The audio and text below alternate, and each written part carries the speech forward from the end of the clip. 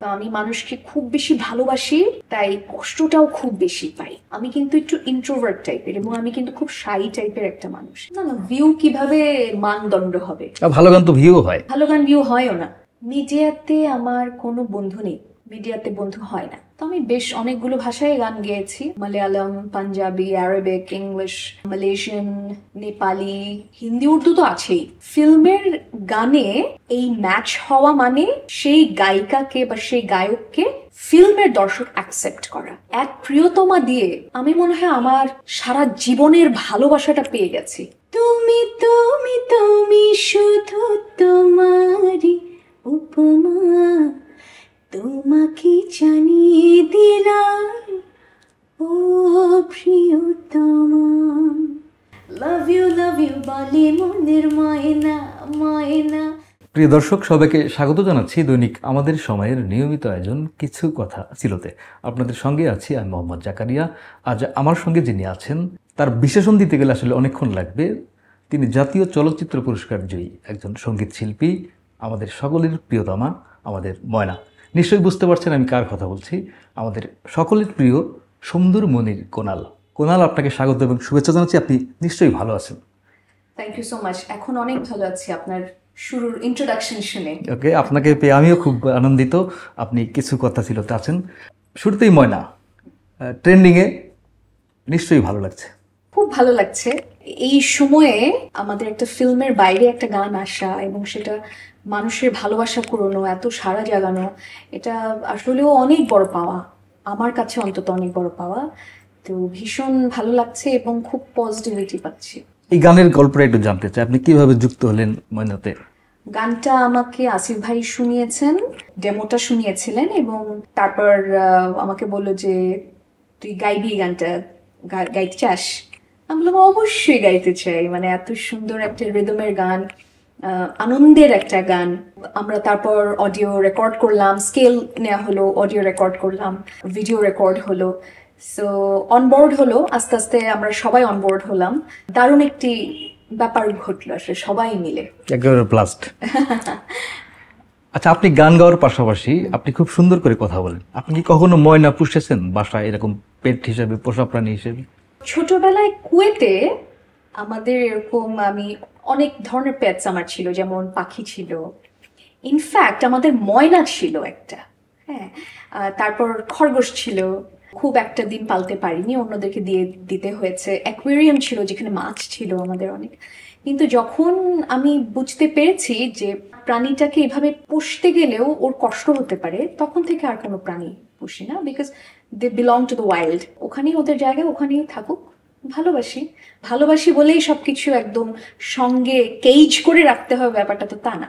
তাই ওভাবে আর কোনো প্রাণী পোষা হয়নি। ময়নাতে অনেকগুলোই প্রথম, আমরা সব দিক দিয়ে যদি খেয়াল করে দেখি। রাইট। তো আমি যেটা জানতে চাইবো, আপনার যে গাওয়া, আপনার কি মনে হয় যে আপনি যতগুলো প্লেব্যাক করেছেন, মিউজিক ভিডিওতে করেছেন, আপনার গায়কের সাথে লিপসিং কার ভালো যায় বলে মনে করেন? নায়িকার? জি। আমি যাদের জন্য গেয়েছি সবারই, তারা নিশ্চয়ই তাদের 100% দিয়ে তাদের কাজটা করে। এখান থেকে বুবলি একটু এগিয়ে আপনার গায়কের সাথে? দর্শক সেটা বলে, দর্শক যদি আমার গানকে কোনো নায়িকার সঙ্গে বলে যে ম্যাচ হচ্ছে, এটা আমার কাছে অনেক বড় কমপ্লিমেন্ট মনে হয়। কারণ ছোটবেলা থেকে যখন শুনেছি, মানে রুনা ম্যাডামের কণ্ঠ হলে সেই ববিতা ম্যাডাম সেটা লিপসিং করছে, কিংবা কনক চাপা ম্যাডামের একটা গান শাবনূর ম্যাডাম লিপসিং করছে, এবং দর্শক চাইছে এই জুটিগুলো বা এই জোড়াগুলো দর্শক ভালো স্বাচ্ছন্দ্যে গ্রহণ করছে। সেরকম একটা কিছু যদি দর্শক আমাকে বলে, আমার শ্রোতা যদি আমাকে বলে, আমি এটা পরম পাওয়া বলে মনে করি। ফিল্মের গানে এই ম্যাচ হওয়া মানে সেই গায়িকাকে বা সেই গায়ককে ফিল্মের দর্শক অ্যাকসেপ্ট করা, যে স্ক্রিনে এটা মনে হচ্ছে না আলাদা কেউ গাইছে। সো সেই দিক থেকে এটা আমার একটা সফলতার এক ধাপ অ্যাজ এ প্লেব্যাক আর্টিস্ট। ময়নাতে বুবলির পারফরমেন্স আপনার চোখে একটু জানতে চাই যে কেমন দেখেন? খুবই ভালো লেগেছে আমার কাছে। যেটা আমি বললাম যে আমার কাছে মনে হয় যে আমাদের পুরো টিমটা অনেক কষ্ট করেছে, অনেক পরিশ্রম করে একটা প্রোডাকশন নামিয়েছে। সেখানে বুবলি, জীবন ভাই, এভরিবডি এলস, শান্তা এবং অংশু ভাই। ব্যাক স্ক্রিনেও যারা ছিল, হ্যাঁ অংশু ভাই, খালেদ, সবাই মিলে মানে ভিডিও প্রোডাকশনটা জি। তারা তাদের সর্বোচ্চটা করার চেষ্টা করেছে। সোনা দানা গয়না কিচ্ছু আমার চাই না, তোমার মনে এন্ট্রি নেব, মন ধরেছে বায়না, কাছে এসে শুনে যাও না। Love you I love you love you বলে মনের ময়না ময়না। আপনার ক্যারিয়ারে নিশ্চয়ই আপনি প্রিয়তমাকে একটা স্পেশাল চ্যাপ্টারে রাখবেন। প্রিয়তমা কি আসলে সবকিছুকে ছাড়িয়ে গেছে? প্রিয়তমাটা আসলে মানে শুধু স্পেশাল না, আমার জীবনের মোস্ট স্পেশাল। আমার ঝুলিতে যদি আর কোনোদিন কোনো ভালো লাগার কাজ মানে দর্শক নন্দিত কাজ যদি নাও হয়, আমার কোনো আফসোস থাকবে না। এক প্রিয়তমা দিয়ে আমি মনে হয় আমার সারা জীবনের ভালোবাসাটা পেয়ে গেছি। মানে সেই যে আপনি কুয়েত থেকে আসলেন যে হ্যাঁ, উদ্দেশ্য নিয়ে, হ্যাঁ, লক্ষ্য right, উদ্দেশ্যে নিয়ে, সেটা right. আপনি পেয়ে গেছেন। আমার কাছে মনে হয় যে যে উদ্দেশ্যে আমি অনেক নেগেটিভিটির মাঝেও চলতে থাকার যে স্পৃহা বলে না, সেই স্পৃহাটা আসলে আমার কাছে ভালোবাসা, তো অকৃত্রিম ভালোবাসা। তো প্রিয়তমাটা মানুষের যে অকৃত্রিম ভালোবাসাটা আমাকে দিয়েছে, আমার এক জীবন সফল এবং সার্থক। আমার জীবনে আসলে মনে হয় না আর কিছু দরকার আমি একটু নির্দিষ্ট করে যদি জানতে চাই, অনেক কমপ্লিমেন্টস পেয়েছেন, অনেক ভালো ভালো কমপ্লিমেন্টস পেয়েছেন, স্পেশালি যদি দুই একটা যেটা আপনাকে ছুঁয়ে গেছে বা একটু মনে রাখার মতো অন্যরকম। কত মা আমাকে বলেছে তার বাচ্চাটা প্রিয়তমা না শুনলে খাবার খায় না। যেই ভাইটি রিক্সা চালায়, তিনি এরকম এক যাত্রীর কাছে গিটার দেখে গিটার চেয়ে প্রিয়তমা গেয়েছে এবং পুরাটা গেয়েছে মুখস্থ। High profile, very VIP show, ওখানে গিয়ে চিফ গেস্টের ওয়াইফ আমাকে বলছেন, সে ভাবি আমাকে বলছেন যে আপনার ভাই এবং আমি রাতে ঘুমানোর আগে প্রিয়তমা গানটা শুনি। তো অসংখ্য অসংখ্য এরকম, আমি একটা দুটা বললাম। খেলার মাঠে প্রিয়তমা চলছে, জুড়ে বাজছে, সেটা নিজের গানে হওয়াটা না আমার কাছে একটা ড্রিম মনে হয়। মাঝে মাঝে মনে হয় যে সত্যি না, প্রত্যেক জনের ভালোবাসা আমার কাছে এক একটা বিশাল বড় মাথার মুকুট। তুমি তুমি তুমি শুধু তোমারই উপমা, তোমাকে জানিয়ে দিলাম ও প্রিয়তমা।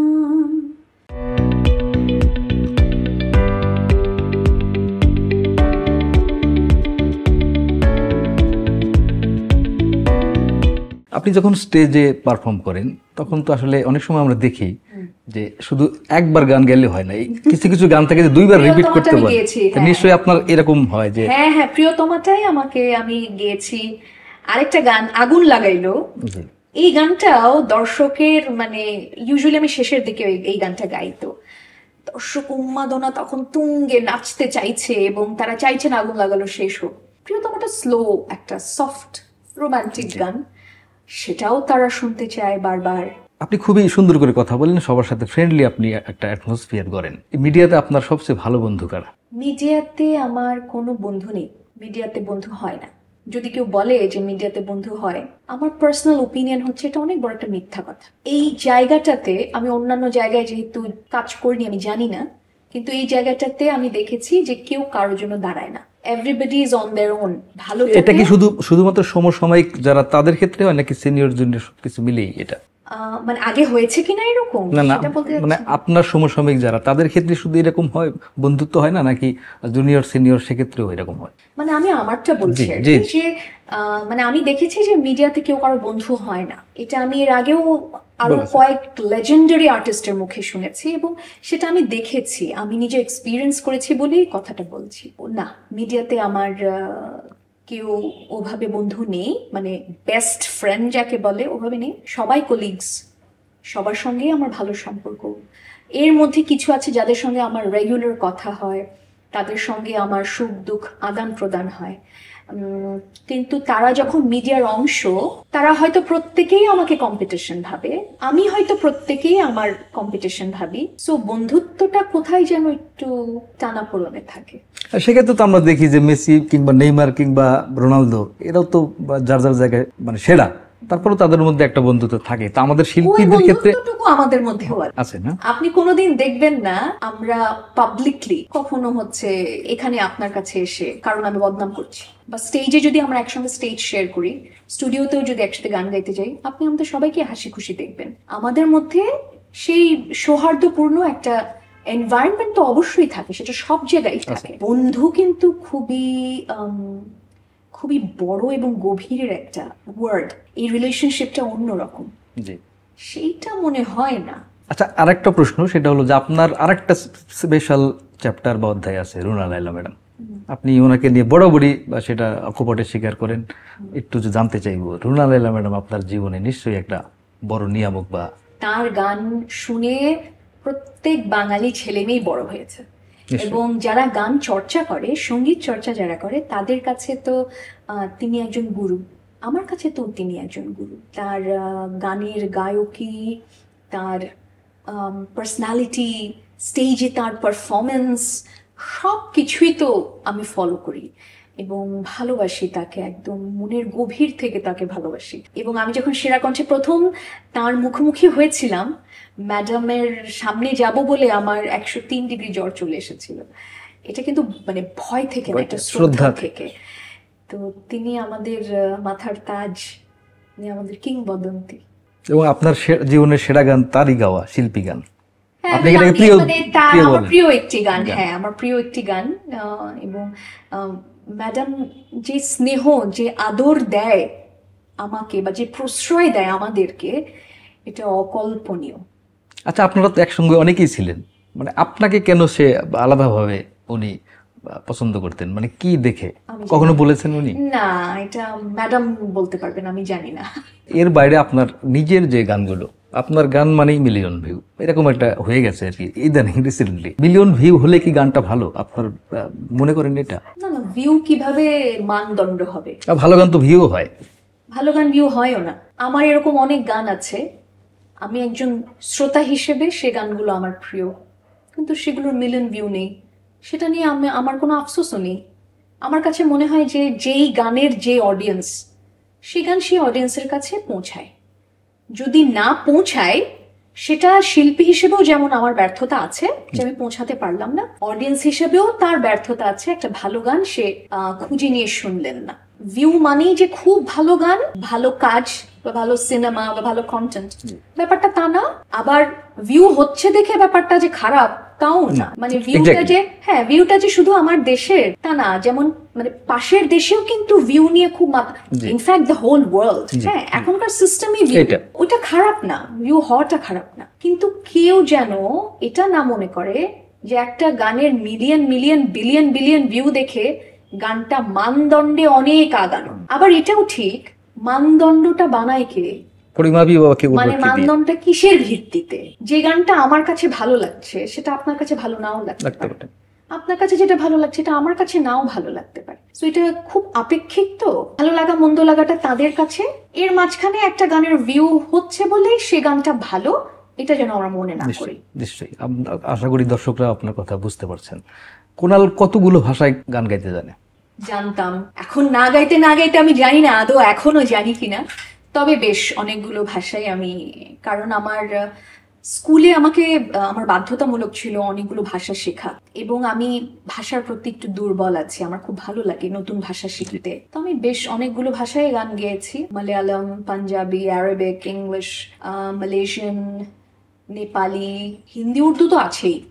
গ্লোবাল আর্টিস্ট, আন্তর্জাতিক আর্টিস্ট কেন আমরা কুনালকে দেখতে পাবো না, মানে আন্তর্জাতিক শিল্পী হিসেবে? সেটা নিশ্চয়ই ভবিষ্যতে হবে, আস্তে আস্তে করে এগিয়ে যাচ্ছি, আশা করি সেটাও হয়ে যাবে ইনশাআল্লাহ। আপনি অবসরে যখন কোনো স্টেজ প্রোগ্রাম থাকে না, স্টুডিও রেকর্ডিং থাকে না, তখন আপনি কি করেন, মানে সময় কিভাবে কাটান? বই পড়ি, নাটক দেখি, সিনেমা দেখি, রান্না করি। গানের কাজের বাইরে আমার ফ্যামিলির সঙ্গে সময় কাটাই। আমি কিন্তু একটু ইন্ট্রোভার্ট টাইপের, এবং আমি কিন্তু খুব শাই টাইপের একটা মানুষ। স্টেজে গেলে অন্য মানুষ হয়ে যাই, কিন্তু ইউজুয়ালি আমি খুব শাই। আপনি কি মুডি, মানে যদি এক কথায় বলি? আমি খুব ইমোশনাল। আমার ব্যবহারটা শুরুতে আমি আমার ভেতর থেকে ব্যবহারটা করি, কিন্তু বাকিটুকু ডিপেন্ড করে আপনার উপর। আচ্ছা, আপনি আমাকে যে ফিডব্যাকটা দিবেন আমি কিন্তু ওইরকম হয়ে যাব। আপনি ভালো ফিডব্যাক দিলে আমি ভালো, আপনি খারাপ ফিডব্যাক দিলে আমি খারাপ। বুঝতে পারছি। আমি ইমোশনাল, তো যে কোনো ব্যবহার আমার খুব মানে লাগে। ইজিলি আমার খুব গায়ে লাগে আসলে। তো আমি মানুষকে খুব বেশি ভালোবাসি, তাই কষ্টটাও খুব বেশি পাই। সো বাসায় থাকলে ফ্যামিলির সাথে থাকি, খুব একটা বাইরে যাই না আমি। ইনফ্যাক্ট আমি আমার যে ইন্ডাস্ট্রিটা, এখানেও যে খুব মেলামেশা করি তাও না। আমার ক্লাস থাকলে দেখা গেলো, যদি আমি পড়াশোনার ব্যাপারে থাকি, ক্লাস থাকলে ওখানে গেলাম, বাসায় আসলাম, ফ্যামিলির সাথে টাইম দিলাম, এর বাইরে খুব একটা বাইরে যাওয়া হয় না। কুনাল, এত ব্যস্ততার মাঝেও আমাদের সময় দিলেন, এজন্য আপনাকে অসংখ্য ধন্যবাদ জানাচ্ছি। ধন্যবাদ আপনাকে, ধন্যবাদ আমাদের সময়কে, কিছু কথা ছিল সংশ্লিষ্ট সবাইকে, এবং আমাদের সময়ের পাঠক এবং আজকের দর্শক যারা আছেন, আপনাদের অনেক অনেক ধন্যবাদ। বাংলা গান শুনতে থাকুন এবং আমাদের সঙ্গে থাকুন। প্রিয় দর্শক, এই ছিল আজকের কিছু কথা ছিলতে। দেখা হবে আগামী পর্বে অন্য কোনো অতিথির সঙ্গে। ততক্ষণ পর্যন্ত সকলেই ভালো থাকুন, সুস্থ থাকুন, আমাদের সময়ের সঙ্গেই থাকুন।